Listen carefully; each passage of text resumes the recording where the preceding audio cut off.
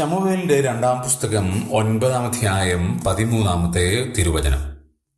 ഇങ്ങനെ മെഫീബോശെത്ത് യെരുശലേമിൽ തന്നെ വസിച്ചു.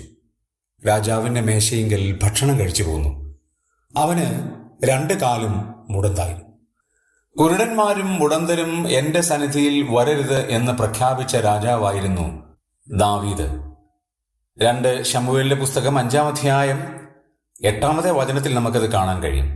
യെബൂസ്യരെ തോൽപ്പിച്ചതുകൊണ്ടുള്ള പ്രയാസങ്ങളിൽ നമ്മൾ വായിക്കുന്ന ഇങ്ങനെയാണ്. രാജാവ് പ്രഖ്യാപിക്കുകയാണ്, അതുകൊണ്ട് കുരുടരും മുടന്തരും എൻ്റെ വീട്ടിൽ വരരുത് എന്നൊരു ചൊല്ല് നടപ്പായി എന്നാണ്. അങ്ങനെ ഉണ്ടായിരുന്ന ആ ദാവീദിന്റെ ജീവിതത്തിൽ ഒരു വ്യക്തി ആജീവനാന്തകാലം ഭക്ഷണം കഴിക്കുകയാണ്. 2 കാലം മുടന്തനായ മെഫീബോശെത്ത് ദാവീദിന്റെ മേശയെങ്കിൽ ഭക്ഷണം കഴിക്കുന്നു. യാതൊരു യോഗ്യതയുമില്ലാത്ത മെഫീബോശെത്ത് രാജാവിന്റെ മേശയിലെത്തി. പ്രിയമുള്ളവരെ, നാമും ഇതുപോലെ ദൈവസന്നിധിയിൽ വരുവാൻ യാതൊരു യോഗ്യതയുമുള്ളവരായിരുന്നില്ല. ദൈവത്തിൽ നിന്ന് വളരെ അകലെ കഴിഞ്ഞവരായിരുന്നു. നമുക്കൊരുപാട് ന്യൂനതകൾ ഉള്ളവരായിരുന്നു.